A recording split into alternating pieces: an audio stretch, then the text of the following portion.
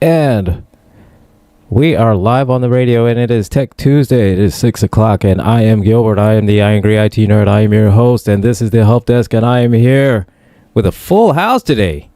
We got a full house. With me, as always, is George, Techno George. And as always, the prettiest lady in all of the internets, the Trans Gretchen. And our special guest today, we've got Dwayne Heisler. So, how's everybody doing today? Doing good, George? Wonderfully. We're doing wonderfully. All right. Dwayne, it is an honor to have you on the show. Glad you could make it. So, what do you want to talk about?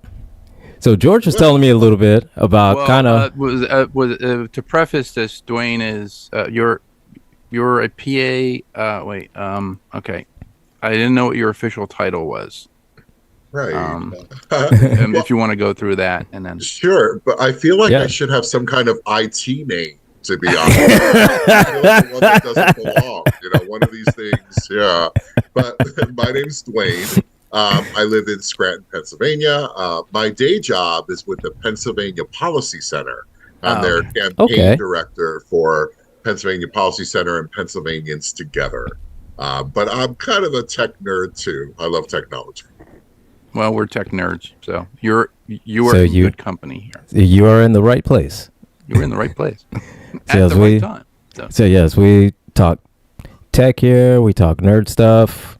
So it gets all over the place. So we go from cybersecurity to movies to anything and everything in between. So cool. Sounds good. Okay, so I met Mr. Heisler or if I can call you Dwayne, I met Dwayne at Jeff's wedding, and Jeff goes, "You got to meet this guy. You got to meet this guy. He's got this really cool tech." And I was like, "Okay." So I met Dwayne, and he has it on. It's it's an AI assistant, as I was. It's called Humane. It's Humane AI. And it is an AI assistant. It is. It has a camera on board. It's really cool. A projector to project information onto your hand. You can use your hand like a screen. It's really cool. Oh wow! And really cool. It has. I believe it interfaces with your cell phone, actually, it does have a plan where it is cellular. So it is a cellular device itself. You can get a separate phone number for it. You can make calls through it. You can receive calls through it. If you have Bluetooth, it will integrate with any Bluetooth device that you have. So I will let Dwayne, and I will let you talk, and there you go. Sure. Well, it was a pleasure meeting you, and what a fantastic wedding with Jeff and Kristen.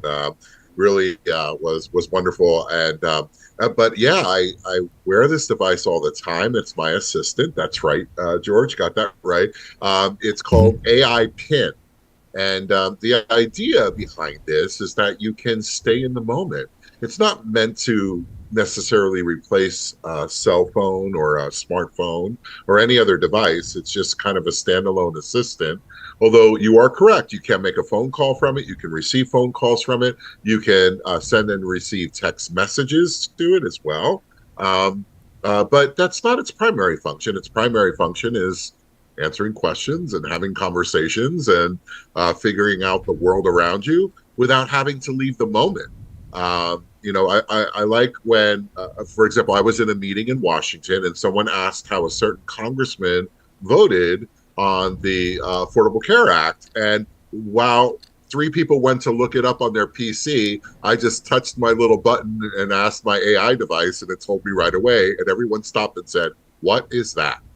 Which was pretty funny, pretty remarkable.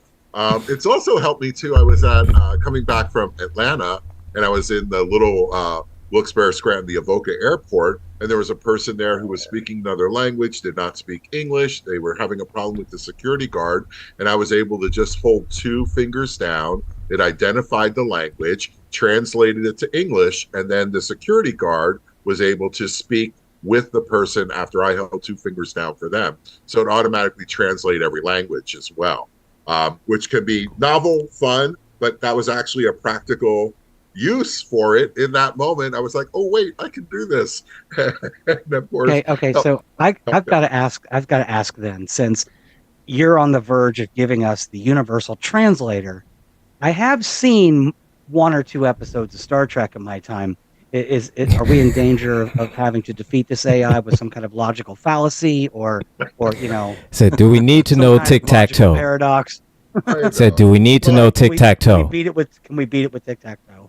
Yeah, that's funny. I'm a big Trekkie fan too, by the way. So love Star Trek in all of its forms. I would say that I think we are really at the edge. I mean, between quantum computing, artificial intelligence, we're really at the edge of another revolution, and I feel that there's no going back from it. And so, although a lot of my coworkers and colleagues are hesitant and afraid, and there's a lot of downsides to it, like the amount of energy that AI needs and all those things, I kind of feel like I need to kind of push the boundary and figure it out for myself, and also to see how I can embrace it to do the most good that we can in a world, in a country that's so divided.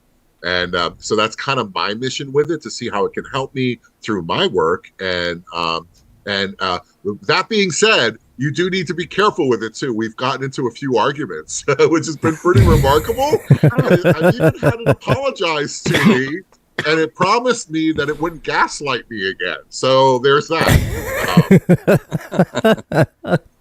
That it understands that it's gaslighting. But I mean, I guess, the device that you're showing us, it's not as scary as like a giant dragon head carved into a mountain that we have to throw food into every so often, or it'll shoot lightning or something, So there are some built-in features for that. And by the way, you are nerds. I'm a D&D fan, so there's that too. Yep, there we go. All right, yeah, I'm up for the Forgotten Realms. So, but absolutely, yeah, Faye run for the win. So, they do have some built-in mechanisms, though, to help you feel more comfortable with it. The device is not on unless you activate it. So unlike your Siri, who listens all the time, and apparently listens to more than what we thought it was listening to, correct, in recent news, right? It's only on when you activate it. And when you activate it, it does have a camera, as George said. I can record short bursts of video with it, and it automatically horizon corrects. Photos are okay. It does the same thing, can take like 3 photos of anything. I don't use those features much, but when you do use it, like if I ask it to describe a room for me, you'll see this light come on the top, which they call a trust light, so that everyone can see, oh, this device is active. It's currently filming or doing something around its environment, to kind of let everyone else who can see it know that it is activated and it is on. So it's not like feeding the dragon, but it does let you know that it's around. Well, you're still giving me other nerd references, because my thought is like, okay, now it's got a Q light, so we can find our way back to the ship when it blows us out the airlock. Exactly. So, all right. So I mean, there's one for AI. So, all right, we'll give you that one. If we ever get. So my question is this something you developed and created? Or just a rent for the company, or what's your involvement with it? No, I saw it. I'm not quite sure where I saw it. Somewhere on social media. It could have been, probably not Facebook, maybe Twitter, or it might have been on TikTok that I saw it. And what's it called? So it's called the AI device, the AI pin. It's called the AI pin. It's by a company called Humane, which was started by 2 Apple employees that spun off and decided to build their own product. Now, from the first day, there were problems with it, and I got on early on. And I have to tell you, there is definitely a learning curve with how to use it, like to even just to get into the device, to use the liquid display, which George was explaining, how it will show up in green on my hand, whatever I'm talking with. Like if you're in a crowded room and it's hard to hear, or you don't want others to hear it, you can immediately hold up your hand and it will begin typing on your hand, showing you a display on your hand about what was said. Also, there's a website you could go to with another device, and you can see a complete log of everything you asked and everything it answered, and you can copy and paste from there and do whatever you want. with your other device. But it was something that I mean, way back when dinosaurs roamed, I got a degree in computer information sciences. Even though I'm not directly involved in that kind of work, it has really prepared me for my whole career. Just the way that I look and think about things and break things down and move through the world like I do. And so finding a device like this, I was intrigued with AI from the beginning. As a Star Trek fan, you would be, and decided, you know what, I'm going to give this a chance. And the fact is, you can spend, as you know, a lot of money on a smartphone, right? Like this device was $800, and it's $20 a month, but it's unlimited text and phone calls. I don't know if there's very many plans out there that are, can do that with, having AI connections and all of that. But it is a, new technology. So it's going to have like when the first smartphones came out, there wasn't much it could do. And then it was like, oh God, all I want to do is make a phone call. Can this please make a phone call for me? Right. It was Right, so bad. I remember that. Right. It was. So yeah, that's how I decided. That's how I approached it. I saw it. I was intrigued and decided I was going to figure this thing out and see if I could use it. And I find out that I use it just about every day. That's cool. Yeah, and I'm sure that I had seen that you had an NFC bracelet on. Now the NFC is it's a near field communication device. Yeah, it's this right here. Yeah, I'm becoming a cyborg, so there's another one, Borg. Right? Yeah, this is right here. It's by an organization called DOT. Yeah. Yeah. So instead of handing somebody a business card, you could take your smartphone, you put it to the device, and it basically comes up on your smartphone, and it has all the information that you programmed into it. I found something online on the App Store. You can also get it on the Google Play Store. It's called NFC Tools. Now, NFC Tools allows you to read the device, also to write to the device. The NFC Tools allows you to lock the device if you want to lock it, so that nobody else can, take it or erase it, or you can't erase it by accident. But I found, so let's see, the DOT, I think the DOT one. I saw that one. I saw that one on Amazon. I've been seeing these NFC tags that they sell on Amazon, and like 50 tags, for $13, which is not too bad. And basically it's just it's like I think it's about a 1.5 inch in diameter disc. It has a chip. So the chip is basic. It would hold 453 bytes of information, I believe it is. And the disc itself it's round. I'm like going, well, if the chip is that small, why does the outer diameter of the disc have to be so large? That's where they put the antenna. So they basically put the antenna all the way around that. It all circles around it. They make some that look like business cards as well that you can buy. You can actually print your business card, and I'm like going, why would I print my business card when I can just have somebody take their phone and put it to the card?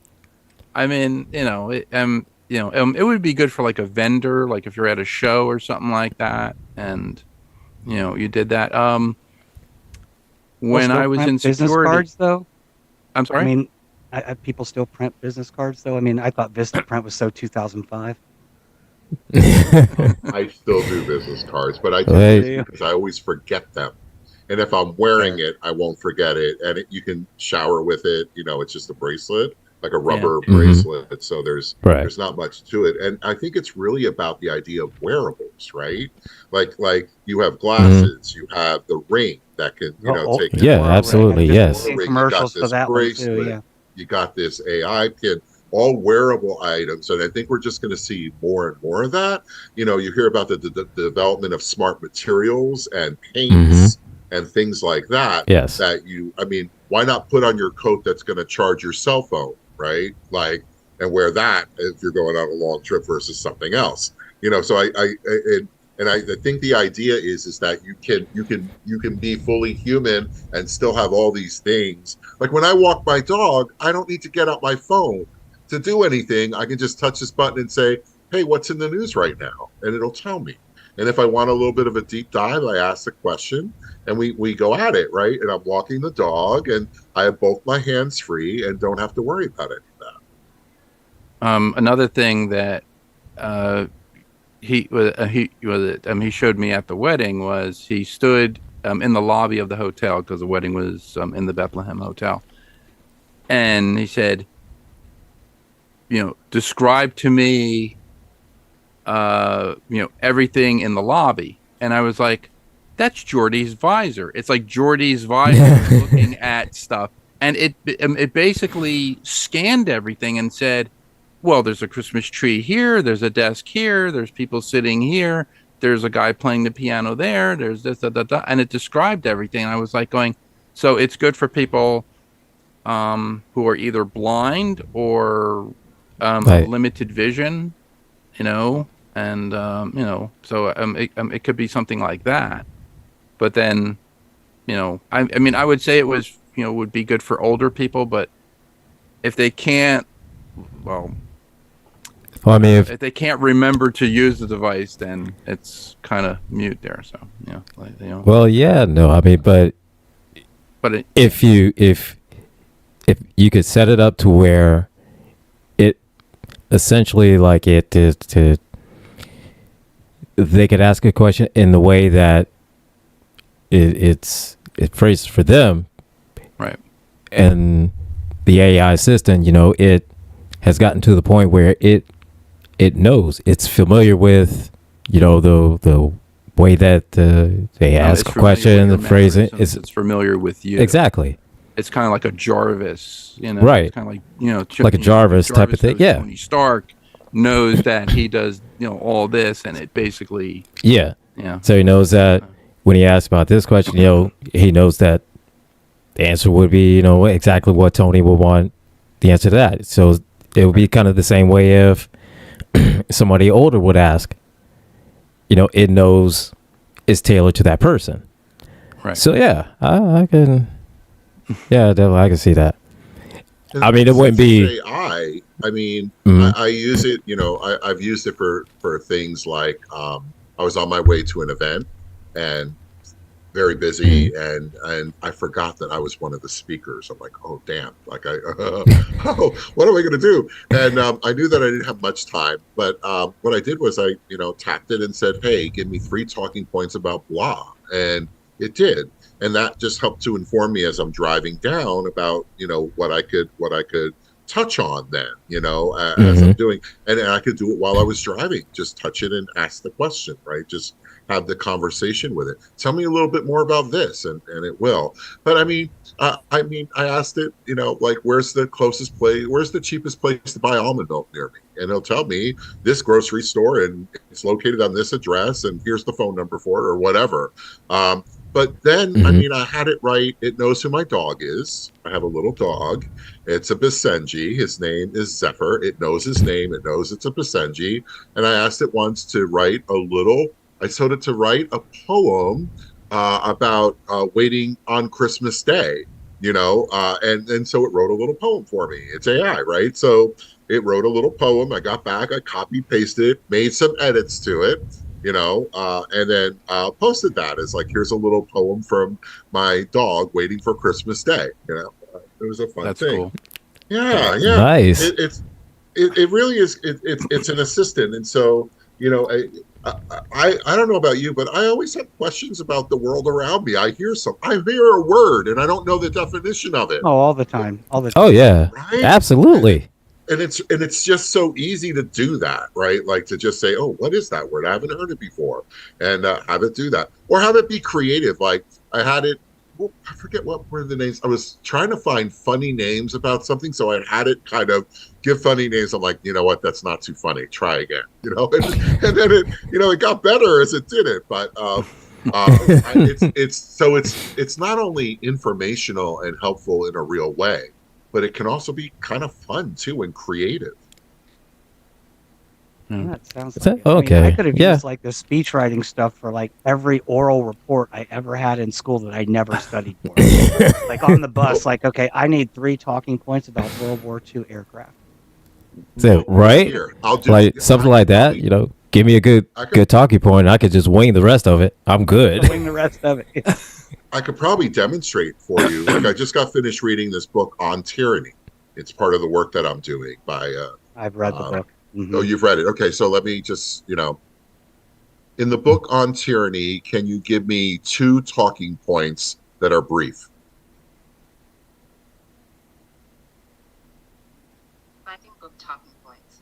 2 talking points from On Tyranny are defend democratic institutions to safeguard freedom and recognize and critically examine powerful symbols and rhetoric used by authoritarian leaders. There we go. That's So cool. you're basically standing on the bridge of the Enterprise going, computer. Basically, yeah. Yeah. That's right. That's That's all you're doing. yeah, all right. I mean, So it almost sounds like Majel Barrett. Like, Almost. it's almost there. Yeah. So okay. The thing I liked about the projection when you project it onto your hand, it reminded me of Sequest DSV, where the captain has that. He has that AI thing in his office with the like the smoke that comes down, the vapor comes down. Yeah. And it basically. I would have been Oh, so and look at cool, that. like, His- it was And You see it? if it anybody was like a anybody can watch secret it, that you had giving those oral reports in school, and your teacher sees you doing this, and then she's like, "Oh, did you write notes on your hand?" You're like, "No, there's nothing there. yeah. It's blank." See, Now see something like that. I would need something like that when I was in staring at school. my hand for inspiration. That's So what? No, like I'm not. do the I Ricky Bobby. Like, I don't know what to do with my hand. such as I I'm don't really know just what to reading my do. report right in my hands. Gretchen just wants one so she can execute Order 66. That's all she wants. I know that. I don't. I mean, don't execute. say, look, I mean, So look, Gretchen. Look, give the order. so Gretchen. Oh, get the order. Gretchen may or may not execute Order 66. That all depends. That all depends on how she feels that day.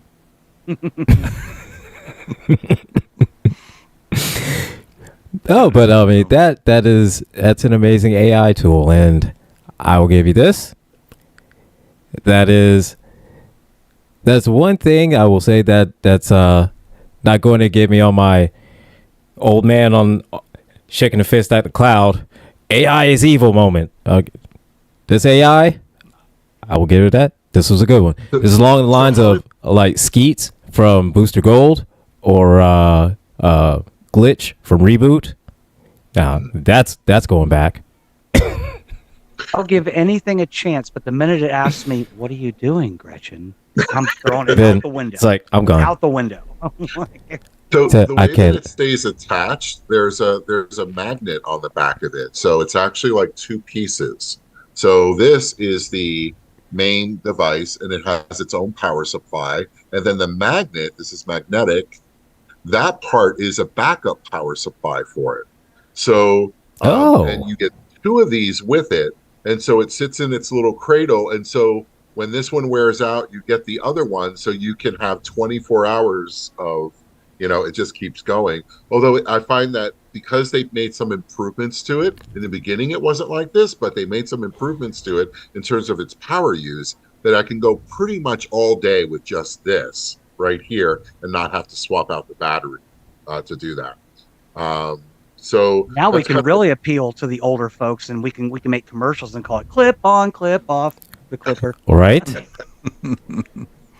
Yeah. I know that's good. I mean, for anybody that that they don't like using like safety pins or anything like that, or you poke yourself, and it's just clip magnet anywhere else on your shirt or a hoodie, jacket, or anything like that. Yeah, that's super it was convenient. I one love of it. the things I do with, like that. Because people always said to me, because I was making I'm still making movie props, but when like Next Generation came out and they had like the communicator pin, it had the 2 backs where you have to put the pin through your clothing, and I said, well, what if it was, if it, was, like a magnetic pin, and it could Well, they just. should be. I mean, when I bought my Yeah. Star Trek Command uniform just like last year, like this is, and it's well made, and it's high quality. I'm like, why am I pinning the badge on? You couldn't make it magnetic? I should just be able to pull it off and put it on. Like, So it has Right. 2 different clips. This is an example of one of them.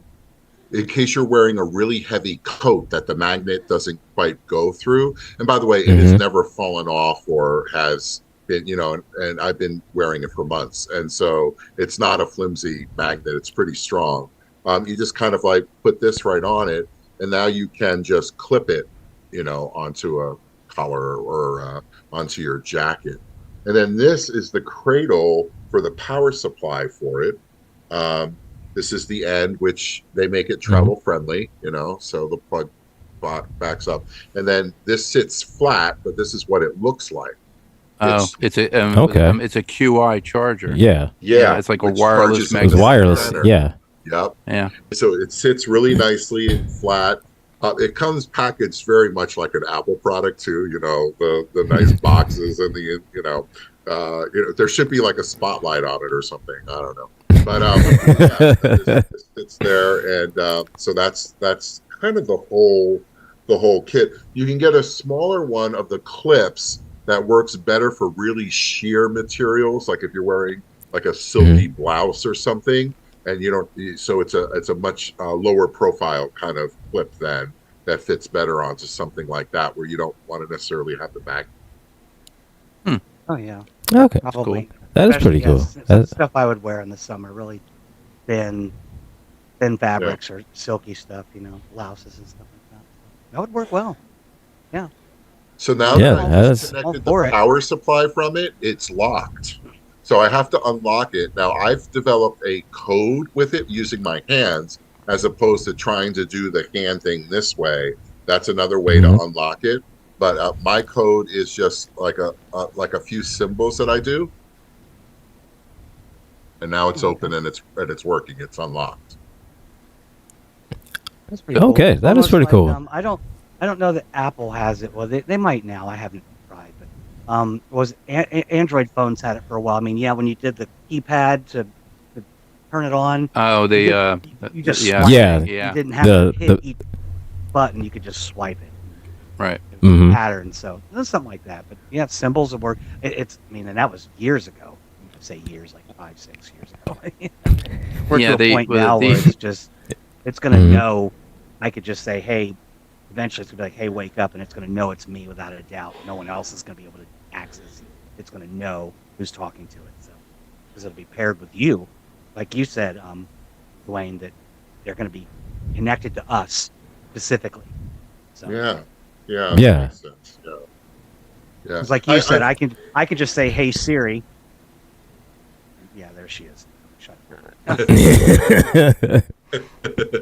I wasn't Yeah, talking well, to you. one of the things was early on I was asking it for the news, and it would say, oh, you can get your news here and here and here. I'm like, no, I'm not getting the news. I want you to get the news. I'm like, look, you're connected to all this stuff. Had the conversation, like sat it down and said, hey, when I ask for the news, this is what I'm looking for. And then it started to provide that for me, right? There was a while where it wasn't quite getting the name of my dog or the type of my dog, and it wasn't and then I gave it, it's like, whenever I ask this question, this is the answer I'm looking for, right? Like, give it some kind of some footholds in what you want to do, right. Some places to move from. I think eventually what you'll be able to do is, like, they do a demonstration of someone holding a bunch of almonds, and they say, how many calories is this? And then they say, I'm going to eat this. How many calories have I had so far today? Right? Like I think eventually you'll be able to hold up a book and say, give me the summary on this. How much does this cost? Buy it for me. Yeah, and I could definitely see how something like that would be very useful for anybody that is in the gym, that works out, is into fitness. It's able to,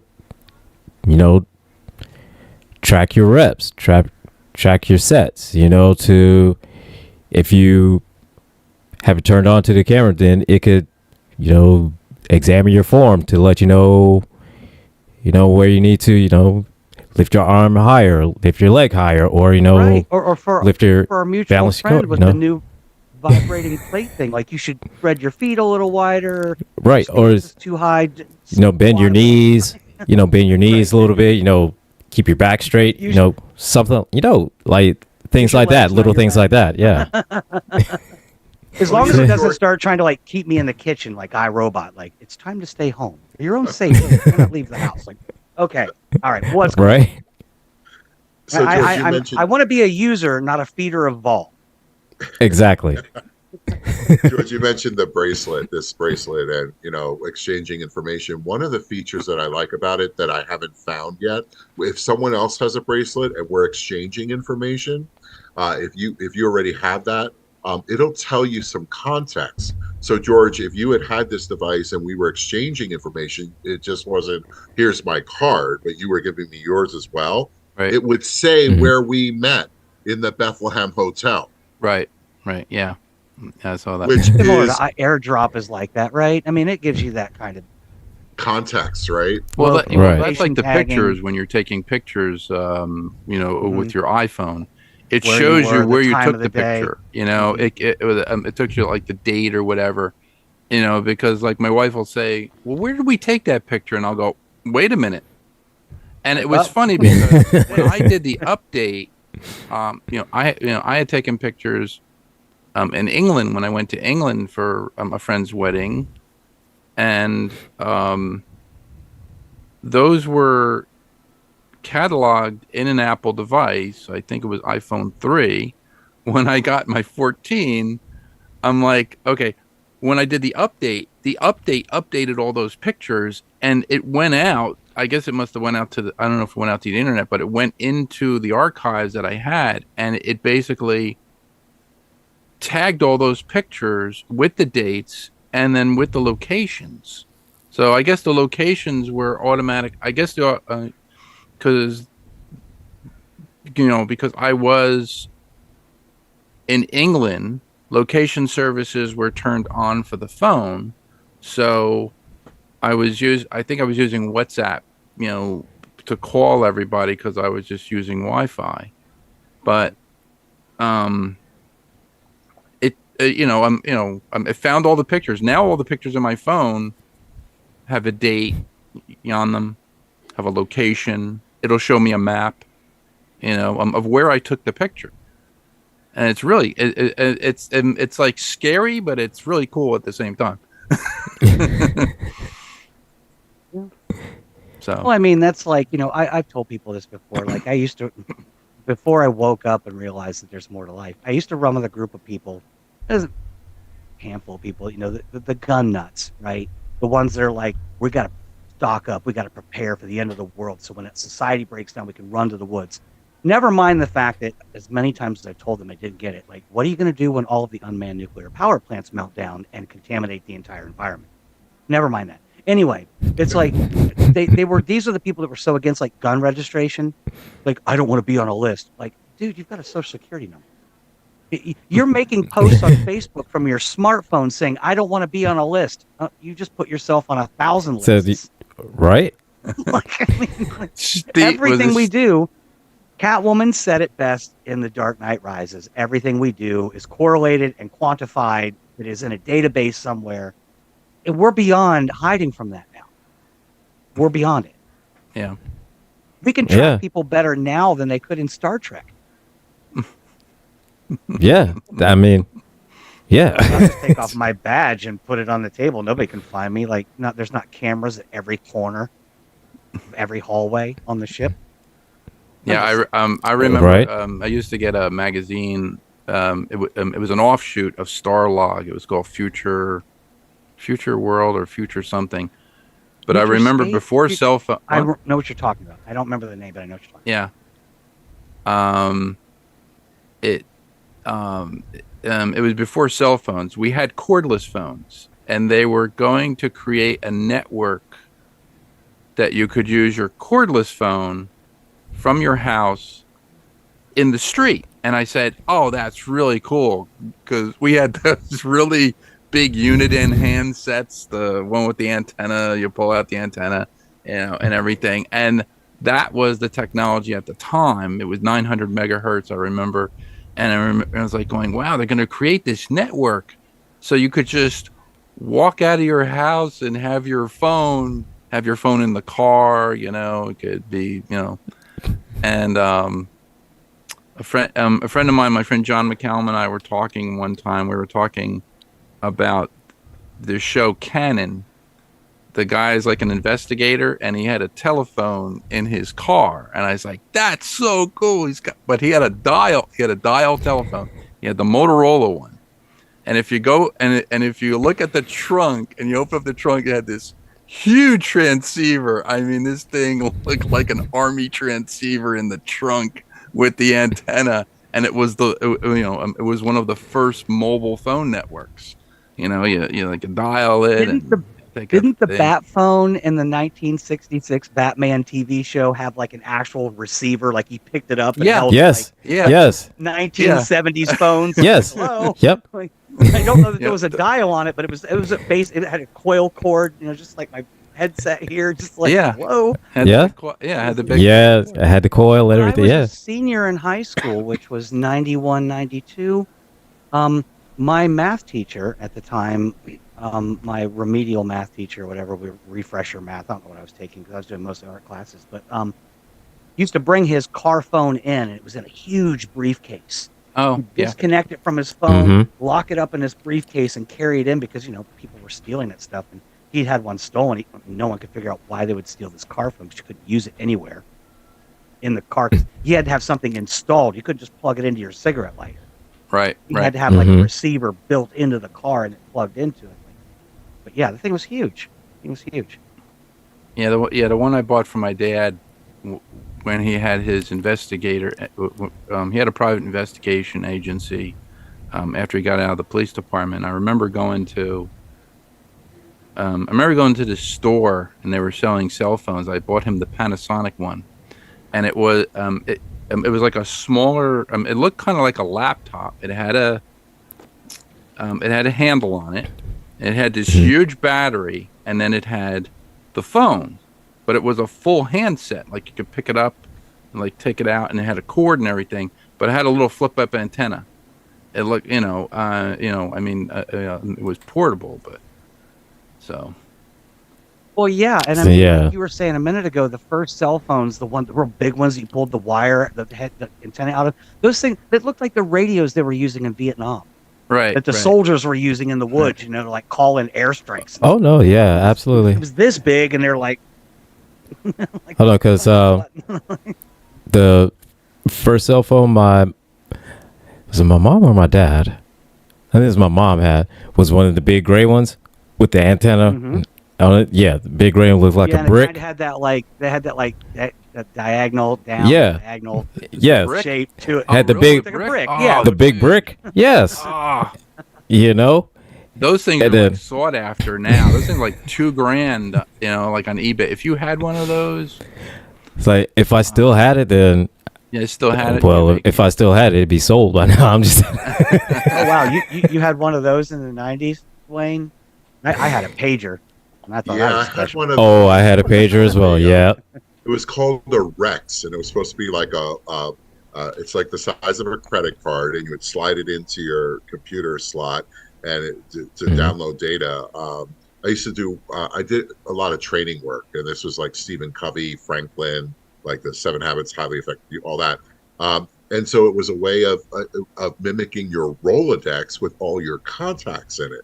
But it had a feature for notes in it. And so what I would do when I was doing my training is I would put my bullet points on it, get up in front of the classroom or the lecture hall or wherever I was speaking, and I'd pull out this little credit card and I'd be talking, holding a credit card. Now, people do this all the time now with their phones, right? But this was back in the 90s I was doing this, and people were like, what are you doing? What are you looking? And they were just amazed at how much information was on this credit card that they remember. I think I remember that thing. And it's got graphics on it that are not quite Game Boy level. Exactly. First gen Game Boy level. Right. those old games that just had one screen, and it was just like a dude, like you play Donkey Kong in your little handheld unit, and it would only be there were already pre-programmed images on the screen, and it would just based on where you moved. Slightly more advanced than the red dot football handhelds of the 80s, but Oh, right, yeah. So that was something that always raised an eyebrow in front of a group. You ended up giving a demonstration over lunch about what it did. But I was always trying to find solutions for myself. Right, I could be printing all this stuff out, carrying it in a piece of paper, or I could, well, there weren't very many choices. Those were the options, right? Print it out if you wanted to. You had to print it out. I'm like, and then you forget it. And this was a credit card. It fit right in my wallet. I was like, whoa, this is making life a little bit easier. I had a PDA when I was at Intel, and my cube was in the middle building, my lab was in another building, and every morning I go get my bagel, my energy drink, downstairs at the kiosk. I go upstairs, get my PDA, stick it in the in the cradle, hit a button, it would grab all my emails, put it to the PDA, grab my PDA, put it in my pocket, take my bagel and my energy drink and go to my lab. Do all that stuff, get it all done, and then at lunch, I'd go back to my desk, put my PDA in there, hit it again because I answered all my emails and stuff, and it would just send them all out, and it was really cool. It saved me a lot of time trying to access because the lab I was in was closed. It was a closed lab for testing, so I had to build computers and build servers and all this other stuff. But the PDA actually helped. I remember getting it at Computer City, and I was going, I don't know if I need a PDA. And then I just couldn't do anything without it. I had all my contacts in there. I didn't have a cell phone. I had a pager, I remember. I had a Motorola pager. And my boss would always say, "Why aren't you in the lab?" I don't see you in the lab because there was a camera in the lab, and I would always turn the camera away from where I was sitting. I just didn't want him breathing down my neck because he would call me every 5 minutes. What are you doing? What are you doing? What are you doing? I'm like, I'm trying to do my work. Leave me alone. I will try to do my work. And and so what do you do? I'm answering the phone, talking to a jackass. That's what I'm doing. I'm talking to you, not doing my work. Yeah, it's like. I see me after a while. Jay Thomas brought up in the YouTube chat though about the transparent landline phones. Oh yeah, I remember those. See the guts through the plastic case. Oh yeah, I remember those. And they were like the next best thing after a Swatch. Oh no, listen, I'm gonna tell you like this. All right, when I was a kid and we had a rotary phone, when the day came that we had a push button phone, oh, you couldn't tell me shit. And then remember you got call waiting? Oh, caller ID. Felt like an executive. No, caller ID. When you got caller ID, I had caller ID. That changed the game. Oh yeah, because caller ID should be renamed to I ain't answering that. Exactly. I ain't answering that. Say, ooh, I don't know who that is. Oh, I know who that is. I know exactly who that is. And I probably owe them money, so I'm not answering it. That's it. Exactly. I need my electric to stay on for another week. I'm gonna see how long I can keep them at bay. He'd be like, "Oh, I did not see your call." Lying. Yeah, then they try to star 67 their number, so it's comes up as unknown caller, and you're like, it's like, It says unknown. That's just like today. If it comes up as possible spam on my phone, I ain't answering that. Oh yeah. I used to when I did alarm systems. The frequent number I would call on my butt set was actually 957, and 957 would basically go to central office and ask the central office what the number it is. So if you were putting in phone lines for an alarm system, you had to make sure that there was going to be like a line that was going to be just for that alarm system. Or if it was a home alarm system, there was something called line seizure, where when the alarm had gone off, when the alarm went off, and it would actually seize that line and send the code to the alarm company, send that there was, like an alarm code. A lot of the stuff that I started doing after that was cellular. So there was a cellular board inside of the alarm system. So because thieves would always go, oh, they have a phone system and they have a phone line. We're going to cut the line. And then, the police are never going to be called. Well, the people who, got the more advanced system with the cell had a cell board in it and would actually still send it to the police. That's when cellular, started coming in. Mm-hmm. But I remember the old, the old dial butt sets were fun. I mean, those are really cool, to experiment with. And, I learned a lot, but I have my newer one. My newer one is smaller than original butt set. It does ISDN. It does cable. It does. I think it does all the network. It does all like the voice over IP stuff. So I'm gonna jump shortly. Thank you for. Oh, you're very, very welcome, Dwayne. Thank you so so much for staying on. And so it was a pleasure meeting all of you and sharing my little advice. By the way, I have named it, and its name. And Gretchen, you might appreciate this. This name is Mimir. Mimir, if you look it up in D&D in the Outlands, it was a magical device that only worked in the Outlands, kind of floating around, and you would ask it questions, and it would tell you stuff. So I decided that fit pretty well. It was either going to be that or Denir or like Agma, the god of knowledge from that realm. Yeah, and then just for the viewers out there who obviously know this stuff, the device in fifth edition D&D has an armor class of 22 and 25 hit points. Ah, look at you! You're all over it. Oh, impressive. Well, I think my gate has just opened, so I'm gonna jump. Thank you very much, Dwayne. I appreciate you. Safe planar travels. Yeah. Hey, appreciate you coming on the show, Dwayne. Yep. Take care. Bye. Take care. That device is really cool. That is pretty cool. I've been looking at their website. It is very cool. It's scary. It's terrifying. It's frightening, but it's cool. Yeah, it is. It is. But I said the way that Dwayne has his setup and the way he uses it for good. So I can appreciate that. It would be good as an ocular implant.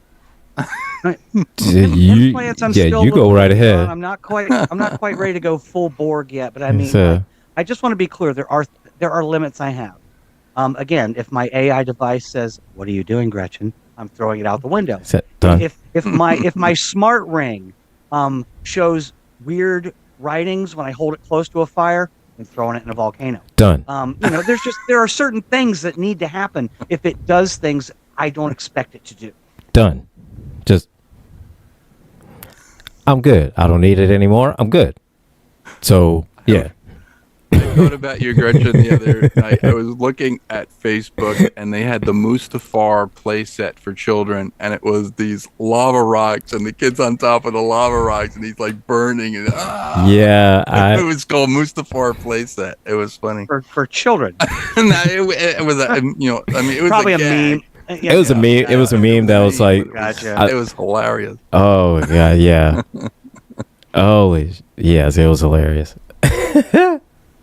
So I believe like Model Citizen is this Saturday, I think. Oh, I didn't even know you'd had it started. I do. I was gonna try to do it this Saturday, I guess. I don't know what time you guys want to do this. I thought off we had on the weekends, so I mean, I don't have specific time frames. As long as it's not at 6 a.m., I ain't gonna be there at 6 a.m. Okay. So, And not So, 6 a.m. yeah, because no. I know that you get up in the afternoon from playing games all night. Red Dead Redemption 2. Come on. I've actually been playing Ghost of Tsushima recently Okay. again, but no, because I work 7:30 to 4 p.m. Monday through Friday. Even when I sleep in, I'm usually out of bed and having coffee by 8. So I mean, like Okay. it's not like So it's not like, really. but I thought we were going to do it at like 1 or 2. One or two would be 1 or 2, yeah, something would like be that. better. I don't know if James can join 1 and 2. I will ask him, but he said 11, but we usually have our meetings at 11. I think we're having a meeting this week at 11. So Yeah. GCPR meeting. Yeah. I think we should be, yeah. Yeah. Yeah.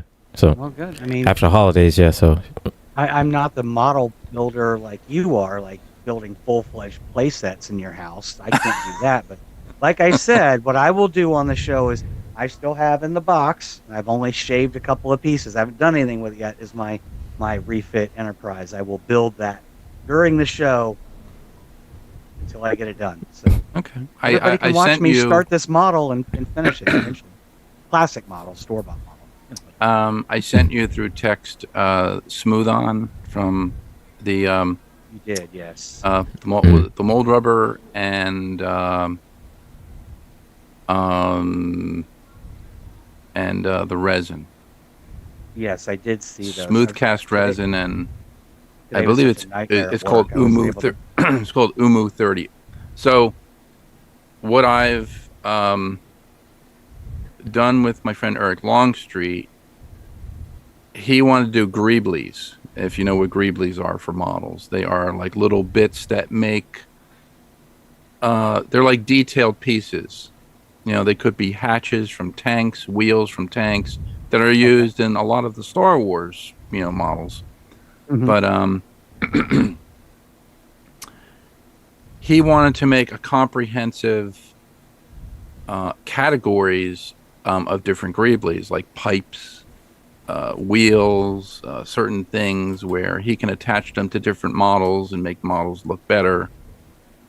And I had to show him how to mold stuff. So from that first meeting, he would come over my house and then he would make molds. So he started making molds. We started pouring the molds. He started getting these devices. I have like a vacuum pot. That I told Gilbert. It vacuums all the bubbles out of the mold rubber, so that those bubbles don't, so that they don't adhere to, or they don't form bubbles when you're trying to pour a casting. So there's no bubbles in your casting. Mhm. I also do it for like the clear resin for the kryptonite stuff. You don't want bubbles in there because then it looks like, oh well, he didn't vacuum the bubbles out. Usually vacuum bubbles out of the clear. So it pulls all the bubbles to the top. It pops them all, and then when it sets up nice and clear. No bubbles in the casting. That's usually what the vacuum pot is for. The pressure pot is basically when you're pouring your resin, into your molds. You use your pressure pot. It actually squeezes the bubbles down to a microscopic size in the center of the casting, so it's not along the edges, so you get no bubbles in your castings. They come out bubble free and they're very smooth. So that's what you want for your castings. So I showed this to Eric and all this other stuff. So now he's like a greebly making fool. I mean, he's making stuff like you can't believe. He's actually building a probe ship. It's the Alpha probe ship from Space 1999, but he's doing his own, and it's going to be like 6 feet long. This model, and it's huge. But he has all the little greeblies, and And he goes, "I'm so glad you gave me, the skills to do this." I was like, "You could have, figured it out on your own, but, you know." So with your Star Trek stuff, if you wanted to, say like you wanted another nacelle, like if you wanted to put like 3 engines on, Right, like turn the Enterprise into a dreadnought. right, yeah. If you wanted to do that, you could do that with the smooth on stuff. There are videos online. If you go to smoothon.com, they have videos. They show you how to make model pieces, how to make the molds, how to actually pour the molds. They have rotocasting as well if you're going to make helmets or if you're going to make armor or something like that. So they have so much stuff. I called them up one time because if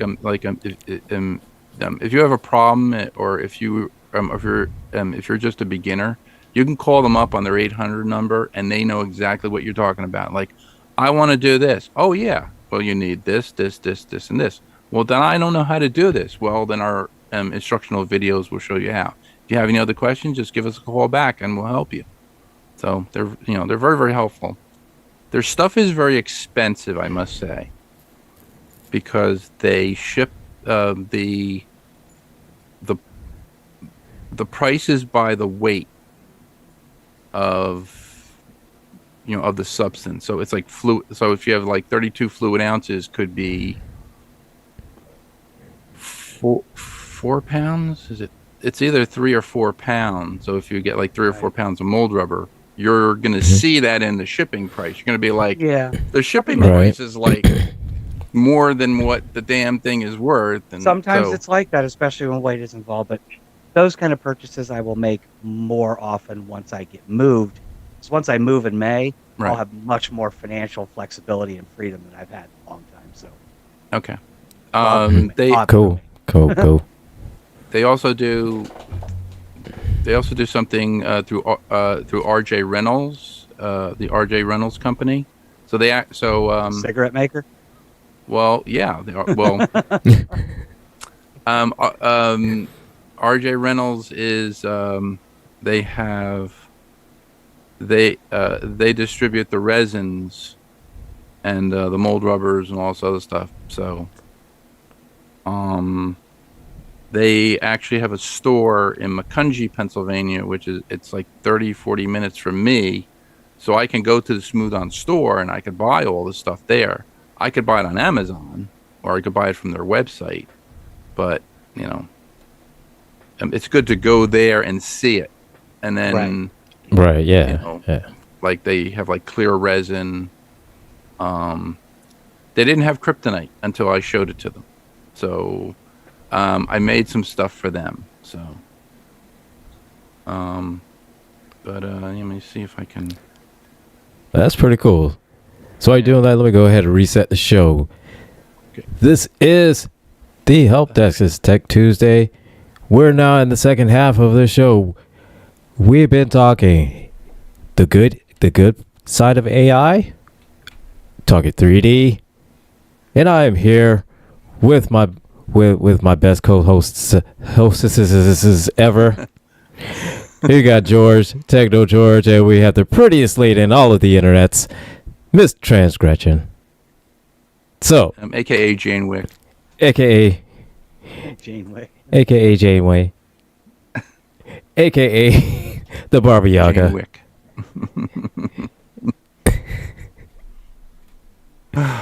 We call her Jane Wick because you don't want to mess with her because she is a trained ninja. She is a ninja. For real. I wrote a book or two once. Yeah. But no, yeah. Well, we were talking about the good side of AI because then we saved the bad side for Star Trek. I mean, last week was the giant. Was a giant snake face?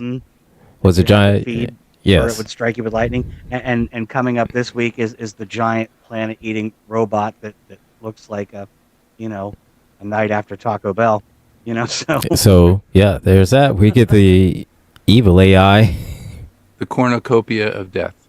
Cornucopia of death. Yeah, that's not what Thomas called it, but yeah, it's That's cornucopia of death. It's probably a better look for it, especially if you look at the if you're watching like the newer version with the updated effects. It looks so much better. yes.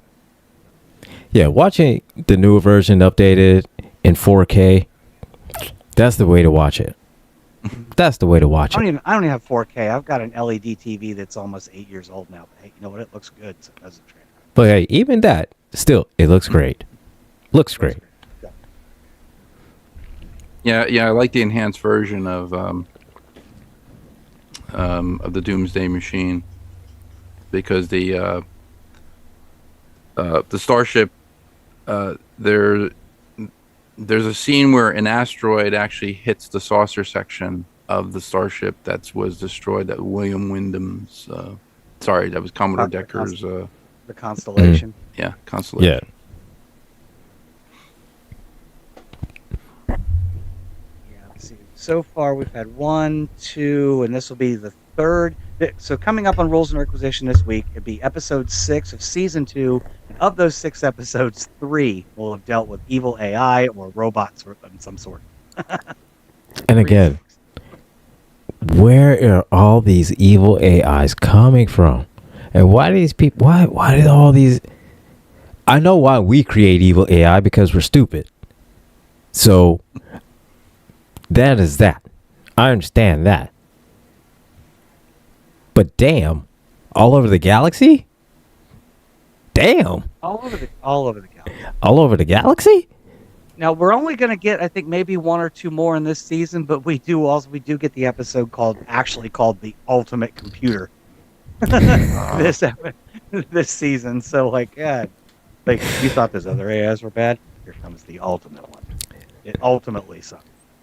Well, Gene Roddenberry, what are you trying to say about computers back then, man? What are you trying to say about computers, man?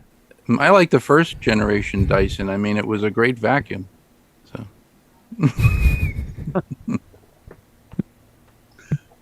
the Ultimate Computer episode is actually where you see that device. I actually created that device. I built that. The ray generator energy neutralizer that Spock, created. You'll see that in the episode. It has like a tricorder screen on it, and it has 3 protruding, probes on it, and you hold it like this. Yeah. Yeah. They. I was at work today, and I've been kind of going back and forth between DS9 and Voyager, and I watched Trials and Tribulations today, the DS9 episode where they go back to the Trouble with Tribbles, and I just hold it. It's like Cisco's using one at one point. Oh yeah.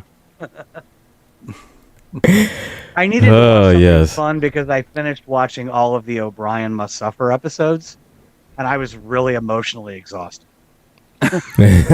Shout out to Colin Meaney for all of those amazing episodes, but my God, they are depressing. They are sad. They're just very heavy episodes. I needed something lighthearted, so I'm like, I got to find something fun. Why last night I'm like, hey, let's watch all the bad Brian episodes where they do horrible things. Now see me, I've been catching up on Enterprise. Still, I've been catching up on that. It's a really good show. I'm surprised that it didn't get it got as much hate as it did. Well, I can understand that because of that song, but other than the song, the first 3 minutes of the show's opening because of that song. Because of that song, you just can't get past the song. You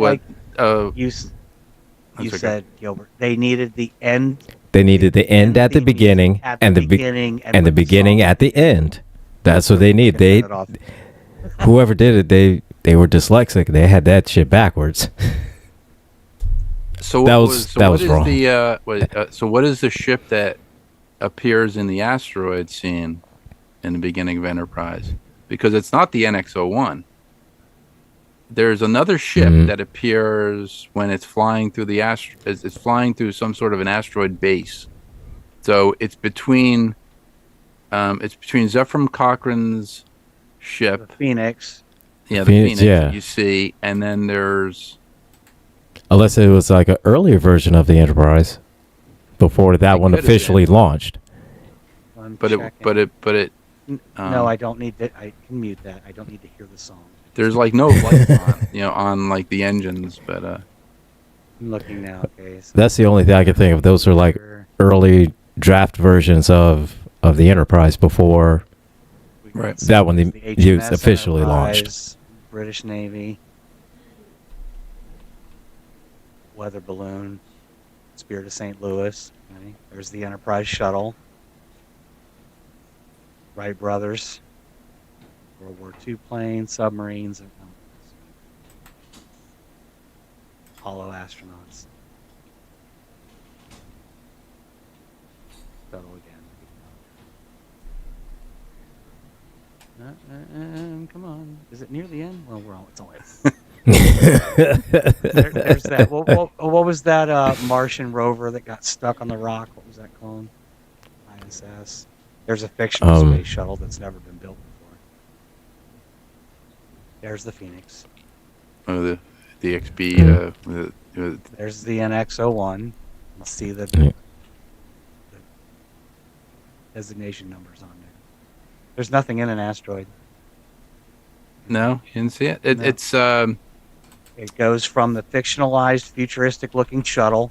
There's the Phoenix doing its warp, and then there's the NX-01 flying over the moon. And then it warps away. That's it. okay. I thought I thought I remember there was a different one.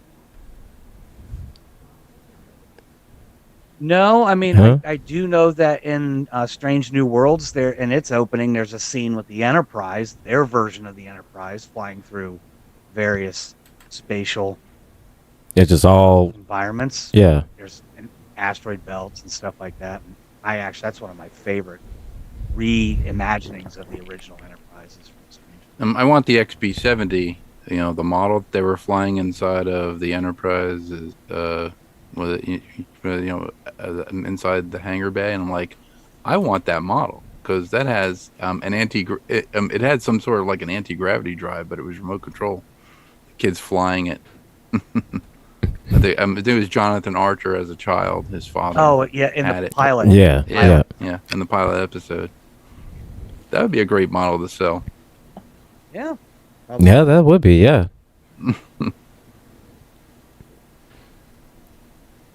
Yeah, I'd have No, to. but I don't know. Maybe we'll just have to do on Rules and Requisition one day. We'll have to do we'll talk all the openings. We'll just watch all the openings of all the shows, and we'll break them down scene by scene.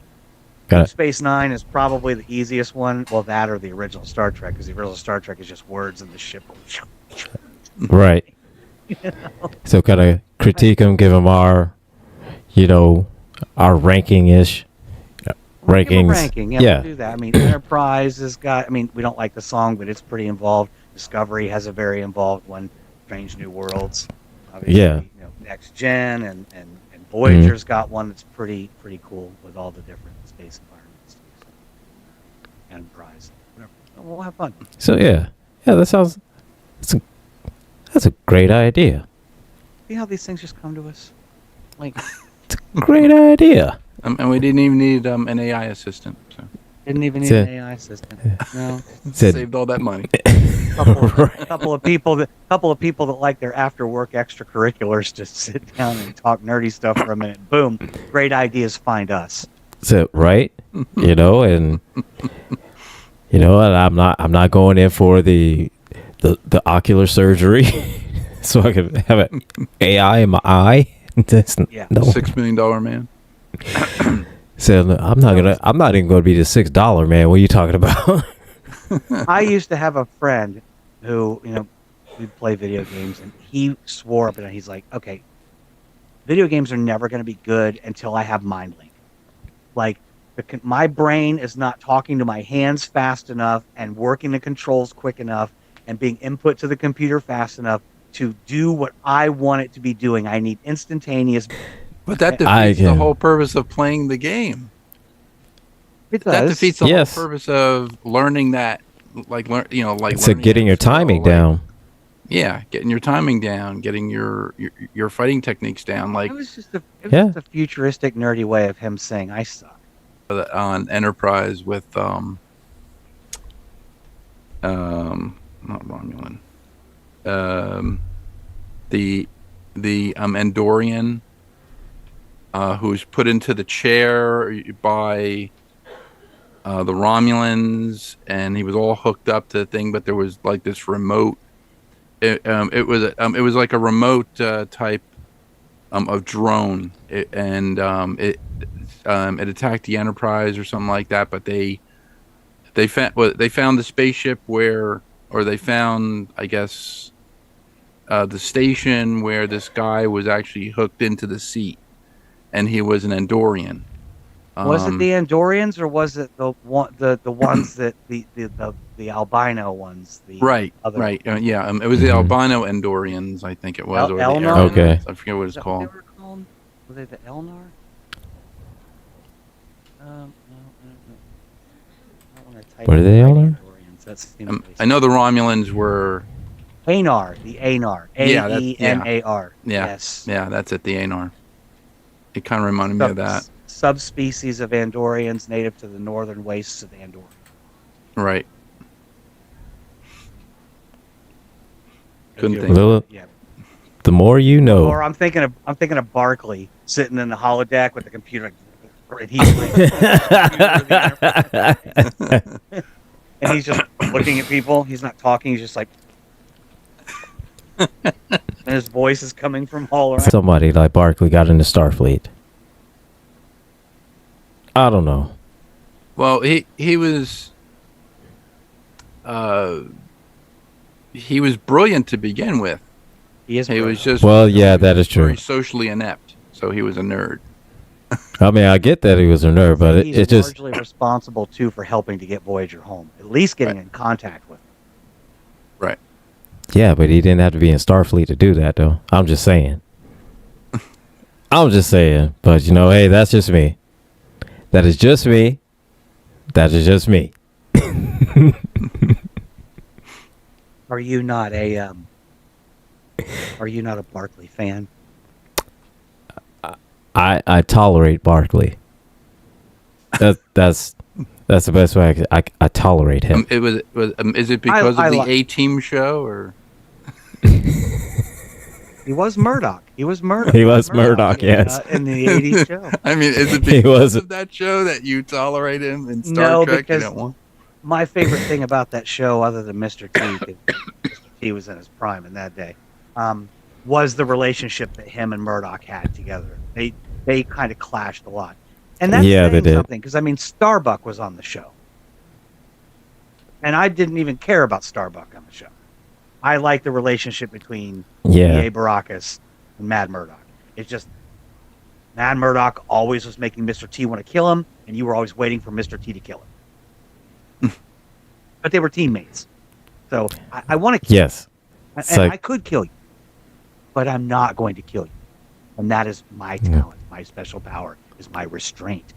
Do not kill you. So that is my hidden talent. To restrain myself for putting my hands around your throat. Because he wouldn't even need to. I mean, he could just flick Murdoch, and Murdoch could break into it. I don't know, because Murdoch was crazy, and so you just can't hurt crazy people like normal. So I don't know. And I want to be clear that I'm not saying that people with mental disabilities or even developmental disabilities are a sick woman. She turned 18 this year, or last year actually. One of the things we have been completely surprised by. We're talking about a girl who's weighs about 70 pounds. She's skinny as a rail. Because she doesn't fully understand human limitations, she's not necessarily bound by that. And she has expressed or shown us feats of strength and agility that we did not know somebody of her build could perform. Like, say she has a meltdown, and I'm trying to hold her. I'm a trained martial artist in several different martial arts, trying to hold this tiny little woman, and just to keep her from hurting herself. and I'm getting hurt. Yeah. Like, I'm the one that's in danger, not her. So it's just when you don't have that concept. Not to say Yeah. that she's not smart or she's crazy or something like that. Again, bad terms to use, but when she doesn't fully understand the things, we go into something thinking she doesn't. So Yeah. I think So that's a big barrier there. She doesn't understand the laws of gravity yet. So, No. and there's And She- the other thing that scares me is that she doesn't really have a sense of danger either. There are some things that she's scared of, like remember one day she was playing in the backyard with the water hose and some toys, and she happened to be sitting on it. Oh. It was a bad day. But she's like terrified of flying insects now. Doesn't matter what it is. Yeah. Traffic in the street. You know, So right, if you've never, the respect for Starfleet, valid question. I don't know. Probably good test scores. How he advanced in Starfleet, that's Okay. even more questionable. so yeah, I was just thinking. Well, for me, I was just thinking is that how did he get through? How did he get through? You know, basic training. Because I know. How are you going to handle this situation? How are you going to handle whether or not, you know, if you're at warp and, you know, how are you going to... So they got a stress test, and I'm just thinking, it's like, how did he pass that? That's a good question, and maybe either one of you can answer this. So we did see in one of the episodes of The Next Generation, I would have to look up the title, I don't remember. Remember when Deanna Troi took the command test? She kept failing over and over. Yeah. And then she finally won when she sent the hologram of Geordi to go fix something that she knew he would die in the process of doing. And that's how she passed the test. And that was a cool insight into what commanders go through before they get even remotely given the responsibility of commanding a starship, even for a shift. Yeah. Let alone being in charge of it. For years and years and years, and this be your permanent Have we post. ever seen what basic training beyond just like the academy stuff? I mean, I'm not talking testing and Kirk having sex with green women and stuff like that, like they did in the reboots. Like, do we know what boot camp? Like the actual boot camp Starfleet was looks supposed like? to... No.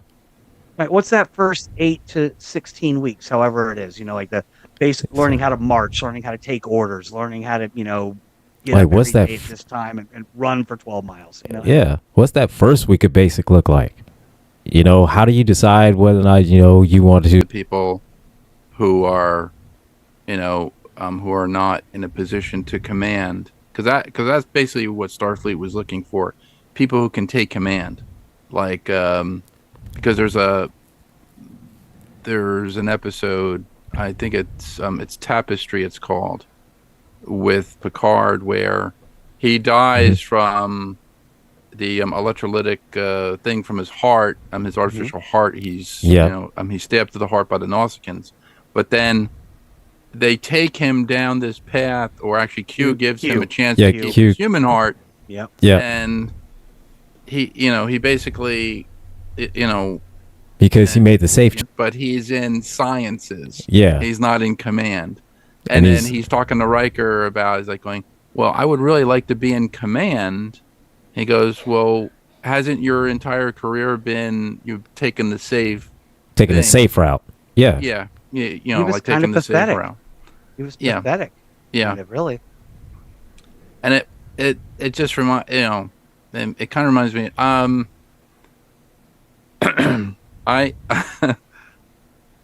I had proposed that when I joined Starfleet, the club, I was doing Star Trek paintball. So we were doing LARPs, they were called, live action role play.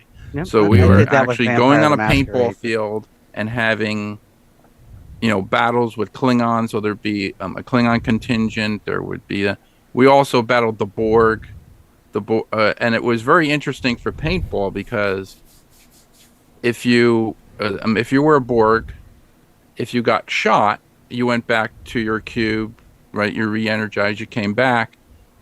You take 2 hits. You get shot, go back again. They'd have to get you with 3 hits. and then you go back, you get shot. So if it was, So you're adapting, right, to simulate Right. them adapting. Like, okay, Right. you got me the Simulate them first time. Now it takes twice as much to take me down. right. So Mhm. that's how the thing worked. But there were people there who just shouldn't even had a gun. They just shouldn't even have a weapon. They were like shooting each other, shooting in the air, shooting And at that's trees. I'm like, That's a but good it's point, because I'm thinking of like my dad. I talked to my dad. My dad was in the Navy, and I'm not dissing the Navy or any branch of the military, but their firearms training was a 45 pistol, and it lasted about a week. Yeah. Most of his boot camp, what he remembers, was learning how to fight fires, which makes sense. You're on a ship at sea. Fighting fires is important. I would think that would be equally important in space. So Starfleet would probably have a very heavy, they're probably all qualified to fight fires. Like, I assume every Starfleet member is a firefighter. but then it wouldn't be, I wouldn't think that it would be as many more challenges. Then yes, maybe on Earth, you're on a boat, you have different challenges, but you're still on Earth. You're still facing, you're not. right. I mean, it would be, it would be just like, like a basic survival course. But if you were going to go to like the Makos and you were going to be part of an elite squad, you had to know hand-to-hand combat. You had to know, like phaser combat. You had to know,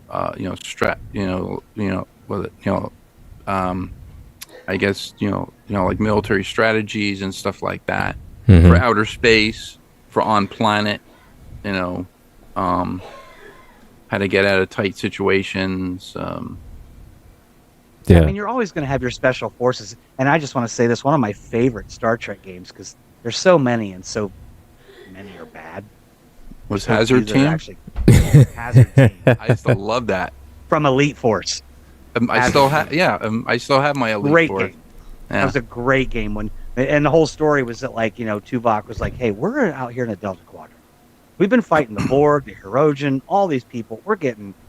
We need to put together a team that can get it done. So basically, Voyager's Hazard Team, which I would have loved to have seen. It was badass. That was a badass game. And it came out when 2000, September 15th, 2000. Wow, 25 years ago. 24, whatever. The quantum torpedo launcher was my favorite.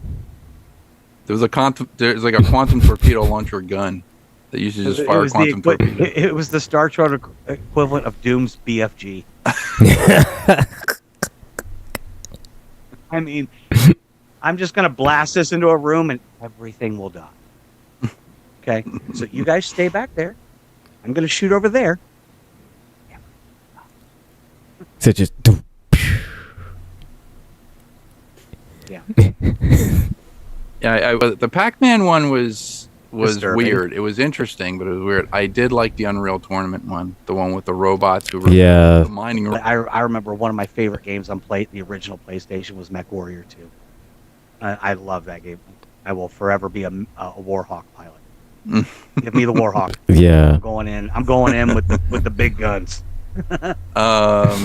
The new Mech Warrior. I think I was telling Gilbert about it. They got new Mech Warrior on Steam, but they have the other one. I'll have to Yeah. check it out. You remember that one that came out in I think it was probably the early 2000s. It was called Mech Assault, and it came with that giant. Yeah. Play it, but I was like, wow, because it was like at the time I'm a 20-year-old kid, 21, 22-year-old kid.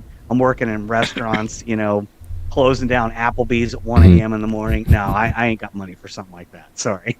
I'm a fry cook. I ain't got money for that. My money's going to the Right. alcohol I'm going to drink until 6 a.m. After I get up. I found a what was it the Sega Game Gear was they have a non-working one for $25 on I can't fix one, but I want one so bad. I used to. on Facebook Marketplace. It's like 25 or was it 40?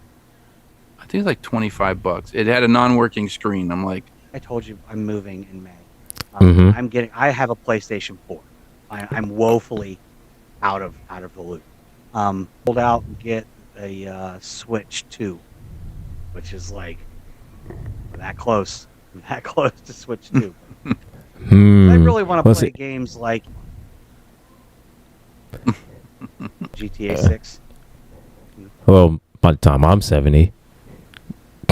You're right behind me. By the time you're 70, I'll be dead. I'm young. Come on, I'm 62. That's what I'm saying. So that's, if it's going to take so listen, man, by the to be 70 when we get GTA 6, I'm never going to see Red Dead 3. I'm never going to see Red Dead 3. See, I'm never going to see Elder Scrolls 6. Elder Scrolls 6. I'm never going to see that. What was it? Rockstar just recently, I don't know, in the last everybody. Oh. Everybody's wow. on GTA 6 now. They pulled everybody because they announced like there will be no further updates to RDR2 at all. Not just online game, which they've already ended support for. There will be no updates to the game. And that's something like it goes and like think about the TikTok ban. Like people are like, well, TikTok ban doesn't mean anything. Just don't delete it from your phone. But you won't get access to updates either. Yeah. Over time, the app will eventually become unusable. So yeah. VR. Like, don't do this to me. Like the one game, like on and create the black hole. I haven't had that problem yet. I've tried. I've been in different places. Look, I've kicked the meditating monk off the cliff. The guy that calls you over to say, "Hey, look at this dead body down here at the bottom of the cliff. How do you think you got there?" I'm like, "I don't know." Boom, push him off the same way you got there. I mean, I don't know. Like, I have killed every person in that game in every way possible. And this was in older versions where I'd be like ransacking a house and opening up drawers and looking for stuff, and all of a sudden my dude's just falling through the air like in the middle of nowhere, and I'm like, "What's happening? What's happening?" I'm falling, and then next thing you know, I just appear somewhere randomly in the map, and my horse is on the other side of the map. So I'm running. He's out of whistling range, so I'm running until I find some random dude riding by on a horse. I'm like, okay, I got to kill you and take your horse now. So I did that with No Man's Sky. There was a glitch like that in No Man's Sky where I was on board a derelict hyperspace. You'd get this little warning, get a little flashing beacon, right. And then you would stop and you'd come out of warp, and there'd be this, it'd be like an asteroid field or like a debris field. You go search the debris field and you find this giant ship. And I was on the ship. I'm walking around, and I went down this. I must have gone down, like a ladder or something like that, right? I went down the ladder, and my character's going, right, what? And then all of a sudden, it went. I guess he must have fallen through the chute, like the ladders, and not hit. He eventually hit bottom, but I was on the bottom of the ship, but I was in I was in outer space, and I was like, I said, this has to be a glitch, and I couldn't move like into it. So then that reminds me. So like and I know you guys remember this. The first time I ever played Doom, Knee Deep in the Dead came on a 3.5-inch floppy as a free addition to, I don't know, Popular Mechanics or whatever computer magazine I was reading at the time. It came in the mail. The first 9 episodes, the first 9 levels of Doom. PC Mag, I think it was, wasn't it? PC Mag, something like that, right? This was back in the day before AOL or anything like that. If you wanted to get online, you went on like a local BBS that maybe had like 6 or 8 phone lines. And I found this editor. It was called Doomed. It was spelled DOOM capital ED. So Doom. The clipping errors from that, like something would happen, and then you'd be like in the middle of this white field, and you turn around, and you see this spot far away, and you start running towards it, and it's actually your level, and you see it getting bigger and bigger and bigger. And just, how did I get way over here? And my level's over there. I'm in some kind of like video game limbo right now. Like, what's happening? But like, you have to log into these BBSs, and it would take you like 6 hours to download it. It was just. Yep. Oh my It was god, a level yeah. editor 25. software. It was very cool though, and I made some very cool. I remember I made a map of my work at the time. I worked at. This was a. We were talking about this earlier, like old tech. I worked at. I was in charge of the build department for a laptop construction company, for a company called Winbook, and I remember like this was at the time like the 75 megahertz processor overheating during the era of X-Wing Simulator. Oh, My laptop signed out to me from work was just powerful enough to play that game. Oh my god, I love that game. I love that game so much. But anyway, yeah, that's what I was playing it on because AOL was not a thing yet. 91, no, 90, no, it was 92, not. No. 93. I think AOL came out 94, 95, somewhere like that. Around in that time, I think. 94, I think it was, because I was in Computer City '95, and there was a lot of AOL.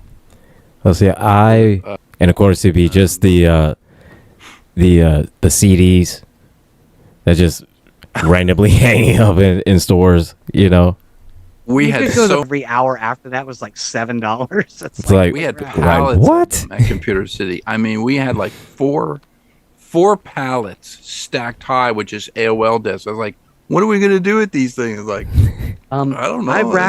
I racked up on my very first account when I got addicted to it and like so like excited about it because I used to play like role playing games like Vampire the Masquerade in the chat rooms. Mm-hmm. I had to cancel a bank. I had to close a bank account because I knew that like on the 3rd when my AOL bill comes out, oh crap, I ain't got the money for that. I don't make that much money because I played like 500 hours that month.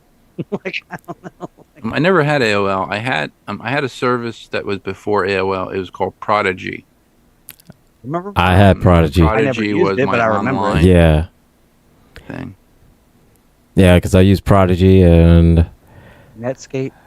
Netscape, AOL, Navigator. Netscape Navigator. Yeah, yeah. Oh. When GeoCities was like, you can make your own website with us. Oh, I love and GeoCity. then Yahoo was like, hold our beer. Right.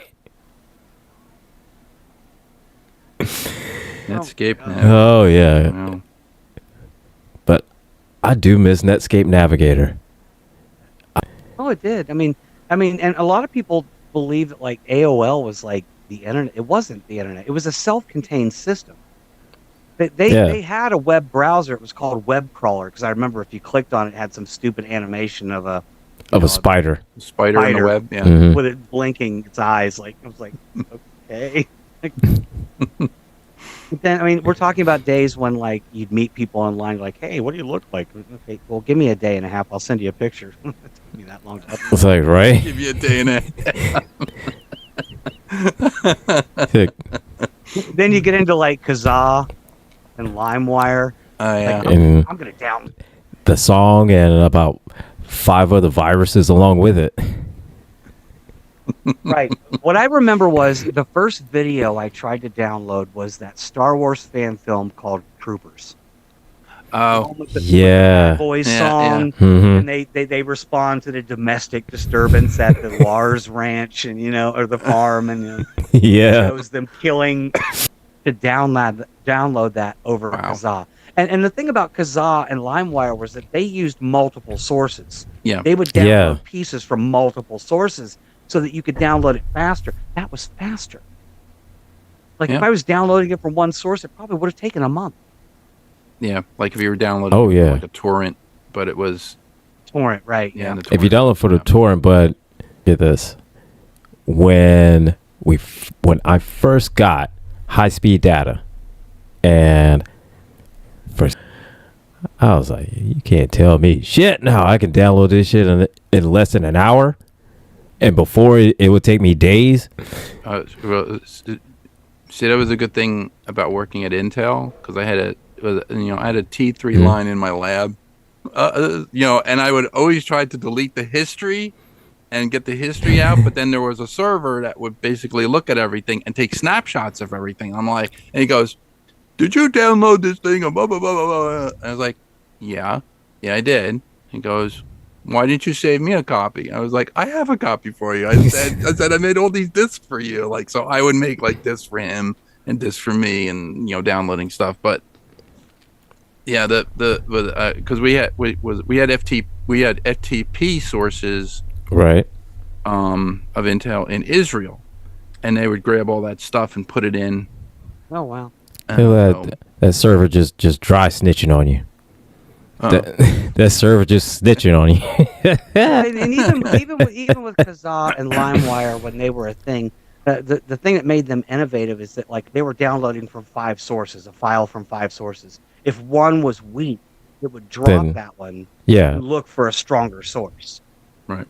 So they were innovative. I mean, but also because it took a different approach to they were the kind of Napster of software. Well, it paved the way for like file sharing. So even though they kind of it did it in a very piracy and illegal way, but I mean it did set the way for file sharing. You wouldn't have Spotify. No, we wouldn't have Spotify. If Napster never existed. We wouldn't have YouTube Music. We wouldn't have just even Google Docs or Apple Podcasts or anything like that. Yeah. Right. Exactly. None of that. So we have in the house Jeff Kennedy, who just got married. So how's married life? Jeff Kennedy, Mr. Kennedy, how are you, sir? Seem to have gotten carpal tunnel here. It's very heavy. I can barely hold it up. His fingers turned purple. Some type of aluminium poisoning running through my. I'm good. Just wanted to say hi to you all. George was nice enough to share the login, so I stole it, and I wanted to say hello and welcome back, and maybe welcome back to myself because I took a hell of a long time off between Christmas and wedding and all that fun stuff. But hello to you all. Hello, everybody as well. A very belated Happy New Year, but I hope everybody's okay and doing well. Yep, we're doing great. Yeah. Doing great, Jeff. Doing great. Beginning with the with Dwayne and the very multifunctional Star Trek communicator. Say yes with the. How many more of those things? AI assistant. They actually shaped it that way. Oh my god! Oh my god! That would go. I'd be wearing one right those now. Those would instantly just sell out all the time. They would sell out all the time. Broadcasting this show from his, we'd be logging through hours. So look, I would. So no, look, I would. Projection of him on. So no, I would live stream everything everywhere. I'd be like, thank you, Gilbert, for inviting me to the show today. So no, I would live stream everything from off of that. I can only make this because I've known George for so long. I could pull the pin up and say, and get all the intelligent stuff out, get the big points. Look, I'm just saying, version. That man needs to get on his game because with this, like, project onto your hand, we are like one step away from just tapping on our wrist thing and projecting a screen. Becker, your character just ain't gonna last in the next century. And actually, right now we do. There are the little holographic 3D pictures, so to speak, where it displays like that, but it's not anything where you can wear, but it's like a little display thing, like just a regular picture frame, but it's shows the images in 3D. Like, because we know that the 3D. They call them holograms that they've tried to use like in an entertainment from an entertainment perspective haven't quite worked. So I thought we were at a conference with Dwayne in DC in mid-September, I think it was. And I just kept staring at this very large lapel pin. And I just finally was like, what is this thing? Am I, are we recording all of this? What are we doing? He's like, well, I could. Let me show you everything. And I can do it. And then he just started showing it off. And I'm like, that's a piece of tech I don't know that I need, but I know that I want it because I can. So I can just that when you're in a group of people and you can just go, let me check my double, triple times 10. No. But would I show it off if I had it rather smugly? Yes, absolutely. I completely would. But if it was shaped like the kind of offset arrow star with either the circle Arrowhead, bars the behind Starfleet, it or whatever, the Starfleet Arrowhead. Yep. then I'd probably sell a kidney. My kidneys suck anyway. I don't know who would buy them, but I would sell. I don't tell anybody that my kidneys are breaking. Mine aren't so great either, but at least I've got two.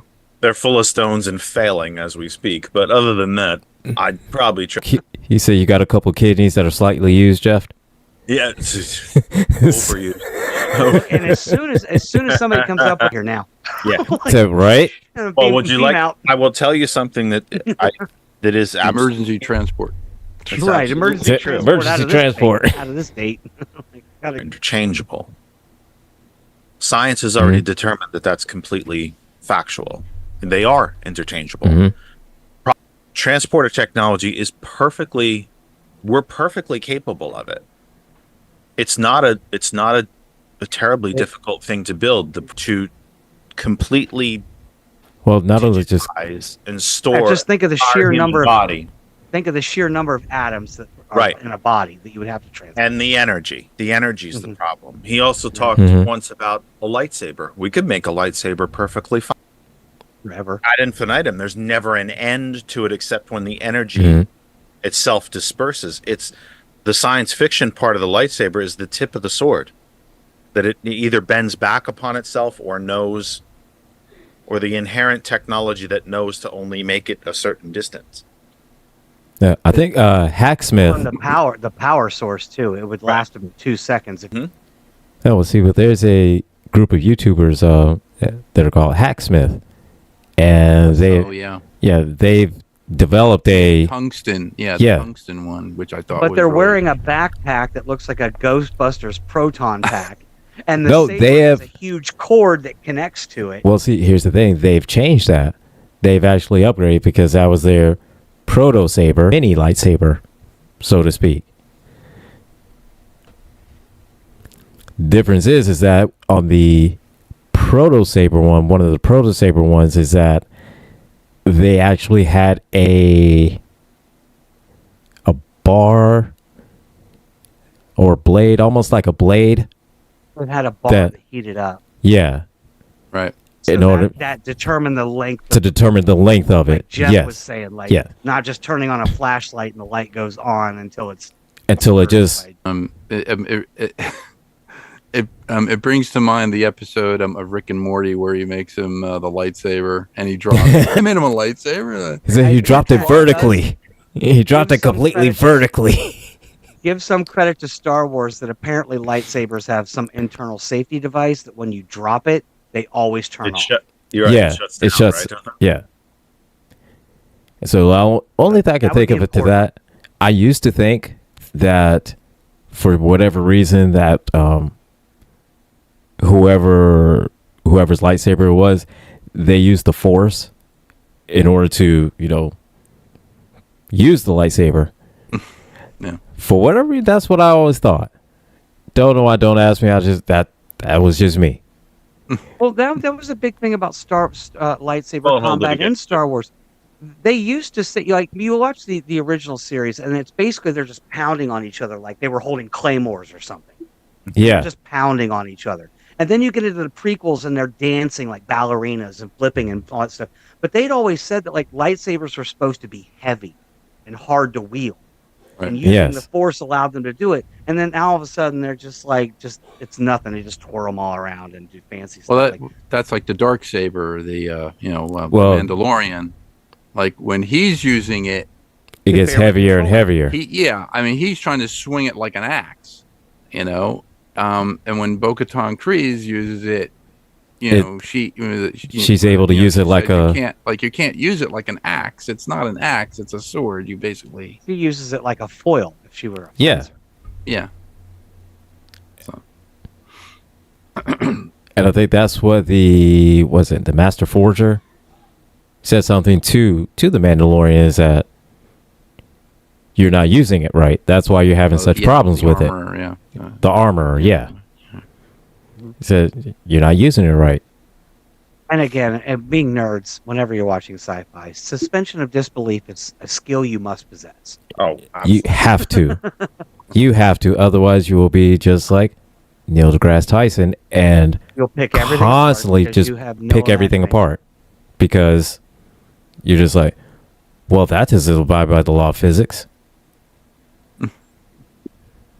Oh, so Like, now you want to obey the laws of physics. Oh. The only sci-fi movie So he's ever given literal. a thumbs up to is what, Interstellar. That's like the only one where he's like, Interstellar, okay, yeah. this one did it right. No, Yeah. no, I don't want to ruin the rest of your show with an ignite drop a smoke bomb in here and run away, but because I do have to get ready for my own program. But that's why I always preferred Star Trek to anything else. Even though I watched all of it, I watched Space 1999 and Buck Rogers and all the Star Wars and Galactica and all of it.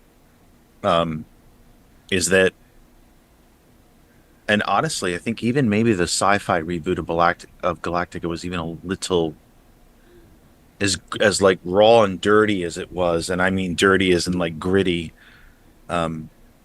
It may have almost been even a slight touch less believable because here they were firing essentially machine guns with bullets, but somehow had mastered faster than light travel. But all of that said, I always thought that I mean, it's just They're like, we're about I to always thought jump that- to another solar system, but let's fire on yeah, you yeah, yeah. first. But we're gonna shoot shoot essentially a beefed up AR-15. But that said, I always Yes. felt like Star Trek was history that hadn't happened yet, because it never really seemed terribly far-fetched to me. Even in the maybe the only thing that might have been close would possibly be Babylon 5, because when they do some of the historical look-backs in Babylon 5, they show them in the ships all buckled in because they didn't have gravity plating and things like that. And the larger ships have that center section that spins, which is creating the gravity field throughout the ship. Like Babylon 5 itself spins to create gravity, things like that. But I always thought Star Trek was history that hadn't happened yet, at the same time obviously being very far into the future, because it talks about World War III and the nuclear holocaust, and we barely made it through, and we dug ourselves out and that kind of thing. And even the technology, as far advanced as it was, almost made sense. Sure, we had telephones, but now we could pull out this little device and talk to each other over great distances, and we could travel faster than light. Well, of course, because we were traveling, these massive distances between the stars. And even Star Trek we didn't hop galaxies. We had a corner of our own because our galaxy's so large, we didn't get past those borders yet. Like there was a when people still took showers, they took a sonic shower, but they took showers, and had multiple sets of uniforms. And when they did replicate food, they replicated ice cream and roast beef and potatoes and like things like that. Like not those colored like clay things that like it looked like they were eating Play-Doh in the 60s. But I mean, and George remembers like those weird, whatever those things were. Cubes, those cubes of whatever. I don't know. Cubes. You notice they would get them out of there and like almost never eat them. You get like, because they probably couldn't pay those actors enough to eat whatever that Play-Doh was. But that said, it was like when they replicated dinner, it was roast beef and potatoes. We talked Like about Scotty Play-Doh drank- food on last week's episode of Rules Yeah. and Requisition. We talked Like, about Play-Doh food. Yeah. He drank scotch, Yes. right? You know what I mean? Like Kirk drank coffee. Like it was still. Yep. Well, so did Janeway for that matter. But it was still. Especially It just seemed like we were still humans, and we were still a society, and we did things. Scotty played the bagpipes. You know what I mean? Like it was still. You still had those elements of where it's not completely. Ignited that debate with 5 minutes left, Yeah. but that's just gave you. I just gave you next week. Carry that into next week. That'll hold you over. Oh, it'll come up. It'll come up on. Oh no, we'll I'm sure. we'll probably touch on that again on Rules and Requisition. So There you go. Or Model Citizen. Oh, Model Citizen too. Yeah. Absolutely. Come up this Saturday. Yeah. Thanks for letting me crash, gang. I got to get Sure, no ready problem. to and thanks for the massive lead in. I hope a tenth of these people stay and hang into our show. We return for the first time since I don't even know what the last show was. I give up. I'm even trying to remember the date. We've been away for about 3 weeks. Look forward to being back. We kick off again in about 5 minutes. So we'll see you then. Thanks for letting me crash for a couple minutes. Guys are the No best. problem. Sure, man. Welcome back anytime. Nothing better than a GCPR fan. Bye. Period. That's End of it. story. Nothing better. Jeff, bye. Oh, nice. Nice. I just have 2 points to make. Thank you. No All right, Jeff. Take care. I appreciate you. So on that note, I guess we're going to head it in this show. And so it's been fun. We were talking about the good parts of AI, the bad parts of AI, some games, some wishes, some 3D dreams, and some pitfalls. But anyways, Star Trek, lightsabers, everything. we talked about lightsabers, a modeling. little bit of everything. We covered I don't know. We covered the gambit. There you go. Covered the gambit. Yeah, of we did. everything. That we did. Without actually Gambit being involved. That's true. That is true. That's very good. So next time we can't do this. We have to have Gambit on. We can't allow to run the Gambit without Gambit. We need Gambit. I had a hunch you'd say that. Just like you can't commit transgressions without transgressions. Exactly. I'm glad we have these Mel Brooks jokes. Yeah. Oh, I'll be here all week. No, don't get up. I'll see myself out. hey. So we've got coming up next. What's it? TKE tonight. TKE tonight. I can't. Why is it I always have trouble remembering Jeff's? Except for the Kennedy effect, I always forget the TK tonight with Jeff Kennedy. After that, we've got Hurricane Girls. Yes, Tuesday. Yes, Tuesday, Hurricane Girls. And then after that, we have got conversations with T. Nathan. Would be ended out tonight. So He's busy. we got a full night ahead. A lot of stuff that's happening. Got a lot of great conversations coming up. And so stick around. Listen. The show is brought to you in part by cns-computers.com. Take your computers down there, get them fixed. Servicing the Stroudsburg and East Stroudsburg, Pennsylvania area. Go down, get your stuff fixed, get an upgrade, or just go down and say hi. Tell them George sent you. You might not get a discount, but hey, at least they'll know George sent you. That's all I'm saying. So, on that one. Claim. No, you won't know.